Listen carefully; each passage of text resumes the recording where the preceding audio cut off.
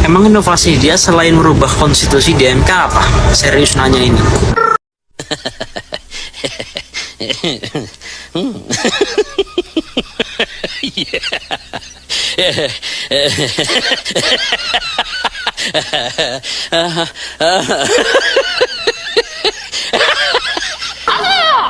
Mungkin teman-teman yang kemarin pulang mudik ya, kemarin kan liburan mudiknya agak lama. Itu kemarin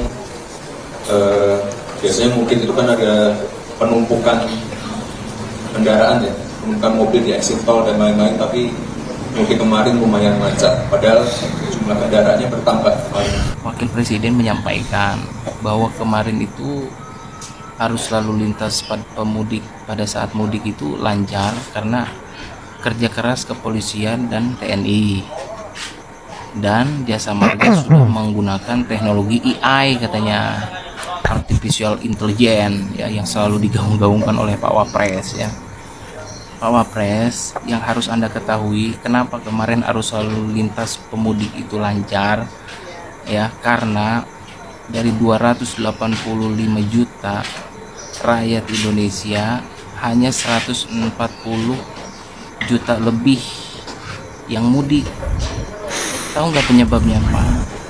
Karena melemahnya ekonomi masyarakat, karena melemahnya daya beli masyarakat, karena banyaknya pengangguran, karena banyaknya PHK ya, perputaran uang di bawah ini melemah, jadi masyarakat menahan diri buat mudik. Begitu Mas Gibran.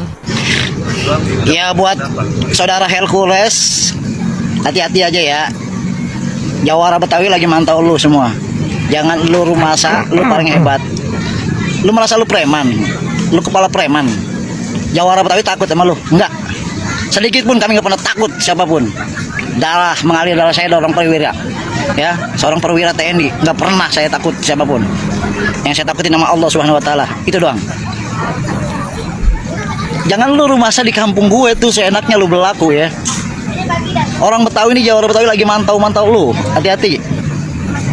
Jangan lu merasa paling hebat, enggak.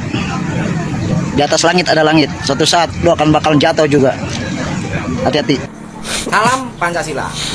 Kenapa para purnawirawan jenderal menyuarakan agar Prabowo mengganti Gibran?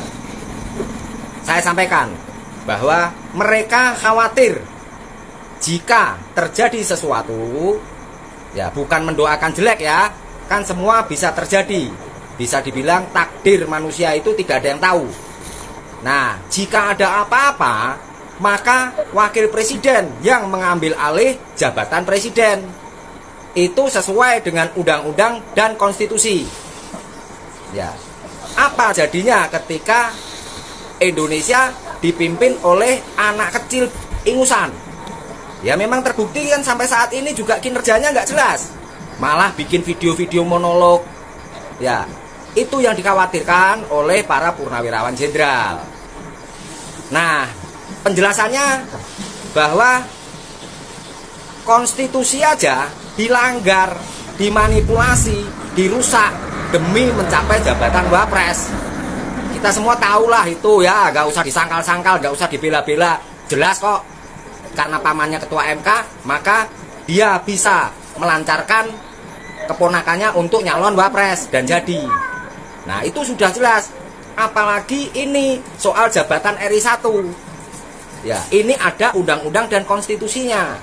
Tidak perlu dirusak lagi, otomatis RI 2 akan naik jadi RI 1. Ya, para purnawirawan jenderal kan berpikir, masa Panglima TNI, Kapolri, Kepala Kejaksaan yang mana mereka adalah orang-orang terhormat, orang-orang senior, harus hormat sama anak kecil yang jelas kinerjanya nggak kelihatan. Ya, anak muda yang kinerjanya jelas, contohnya putranya SBY, ya, AHY, itu jelas kinerjanya. Ya, itu ada contoh bahwa anak muda memang punya kemampuan. Begitu kira-kira. Ya, intinya seperti itu ya, supaya kalian semua paham. Tidak ngawur, tidak salah dalam mendukung sesuatu. Ya, menurut para purnawirawan jenderal tadi yang tentu dari informasi intelijen dan lain-lain, ini ya luar biasa sekali ya pidato dari Wakil Presiden Republik Indonesia Mas Gibran Raka Buming Raka. Ini pidato penyampaian yang mungkin kita bisa pahami. Meskipun banyak mengatakan ya Wakil Presiden kita saat ini seperti tidak Wakil Presiden karena wibawanya tidak terlihat gitu ya. Karena banyak sekali pujian para netizen ya, cibiran-cibiran pedas ketika kita melihat video-video Gibran ya, Wakil Presiden kita.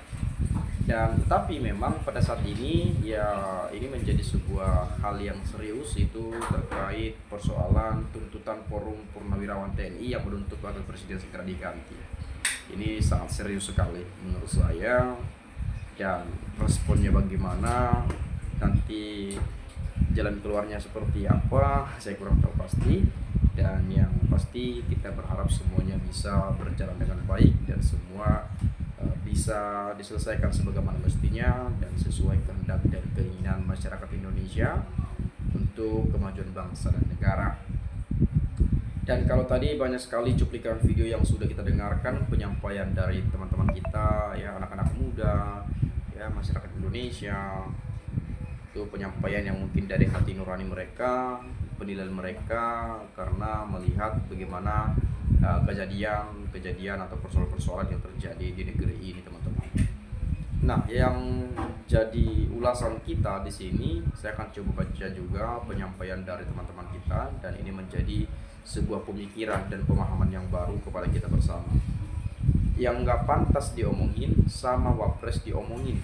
Dengan logika, urusan itu rakyat juga pada tahu. Harusnya bikin konsep sebagai Wapres untuk rakyatnya. Yang rakyat tidak tahu, Wapres yang masih tahu ya. Ada yang membiarkan negara hancur dan ada juga yang menjaga keutuhan negaranya gitu.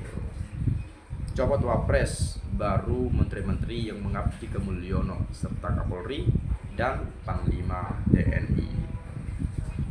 Sebelum Pak Prabowo dijatuhkan, lebih baik dicopot Wapresnya karena khawatir Gibran tidak bisa mencalonkan presiden tahun 2029. Satu, masalah ijazah. Dua, tidak ada pikirannya. Punya pikiran, teman-teman ya. Gibran harus diruqyah dulu supaya jangan pelangap-pelango kayak orang bingung takut kesurupan nanti. Haha, goblok. Maju terus Gibran, putra terbaik bangsa. Sudah dibilang mundur aja mas, apalagi pakai orang yang nggak tahu. Kasihan lihat kamu, belum waktunya. Ini keluarganya pun tega banget mempertahankan anak yang nggak bisa apa-apa, jadi bahan tertawaan rakyat. Bonus demografi, Wapresnya nggak paham, semua aja nggak SMA aja nggak tamat ya, SMU pakai istilah mentereng, sarjana S1, S2, S3 nganggur jadi gojek. Suatu bukti kita masih mengandalkan otot, berarti otak kita nggak jalan. Paham Mas Gibran, mundur aja, tidur di rumah aja. Yo, ayo tidur lagi, bangun tidur lagi, kata Mbah Suri. Benar-benar nggak tahu diri dan gobloknya karena udah bapaknya mudik jadi lancar karena ngerusak tatanan undang-undang, bukan karena AI ya. AI goblok ya. Sekalinya Jokowi Raja preman setan Solo, preman korupsi duit pajak rakyat untuk menghidupi anak mantu. Jokowi manusia tidak pakai hati nurani. Gibran jangan ngomong bonus demografi, ditanya media tentang solusi melonjaknya harga bahan pokok, tidak bisa jawab. Gibran itu sama dengan Jokowi si Rabu. Ya, berbicara masalah bonus demografi, ya video Gibran menuai banyak sekali cibiran. Jadi banyak juga yang mengatakan ini sangat konyol nih. Gibran dipaksa untuk berbicara bonus demografi atau memang kemauannya sendiri, atau ada yang mengatakan atau misalnya dari jubir istana atau siapa gitu ya.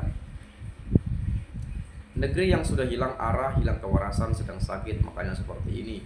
Negeri nyaris hancur, yang bodoh koruptor pembenci Islam sedang hancur ya, tapi kita tunggu mereka pun akan hancur. karena wapresnya kerjanya cuma bagi-bagi susu dan buku doang, rugi dong dapat gaji gede. Orang kayak gini jadi wapres, anak SD tanya aja nggak bisa jawab, pelong mukanya kaki ompong. Gibran janjinya buka lowongan kerja itu cuma nomor-nomor daripada nggak bisa omong. Wapres dipaksa MK tapi nggak cerdas, tidak berpotensi, nggak bisa kerja. Buku Fafa harus dimakzulkan, kami mendukung Bapak Jenderal Purnawirawan cepat segera. Padahal janji Gibran mau buka lowongan kerja, mana janji-janjimu. Ya kalau kita masalah janji kampanye sih sebetulnya bagi saya sih ya gak heran ya. Bapaknya aja Pak Jokowi dulu janji 10 juta lapangan pekerjaan, mana? Gak ada juga tuh gitu ya. Dan kemudian kemarin katanya investor asing banyak masuk ke IKN, puluhan ratusan, mana investornya? Investor pun saya rasa enggan masuk Indonesia, melihat gonjang-ganjing politiknya, melihat para banyaknya koruptor, banyak mafia, ya. Bayangkan saja, hukum juga bisa dipolitisasi loh di Indonesia. Ada juga mafianya. Makanya kita sering melihat hukum ini tumpul ke atas, tajam ke bawah. Kalau kita punya uang, ya rasa-rasanya hukum itu kayaknya berpihak pada kita, gitu ya. Coba perhatikan para koruptor itu, dihukum berapa tahun penjara coba. Padahal RUU perampasan aset sudah lama digaungkan tapi tak kunjung disahkan. Bagaimana mungkin bisa membuat undang-undang hukuman mati buat para koruptor? Kalau gitu, perampasan aset kagak bisa juga, ya belum disahkan juga, apalagi yang itu. Itulah Indonesia ya. Dan ini juga menjadi tantangan berat bagi Pak Prabowo Subianto. Tapi kita percaya di pemerintahan ini Presiden Prabowo Subianto tentu punya cara tersendiri, punya gagasan, punya tim yang memang bisa nanti membawa Indonesia ini menjadi bangsa yang lebih baik dan bangsa yang lebih maju ke depan. Itu saja, terima kasih saya ucapkan, salam NKRI harga mati.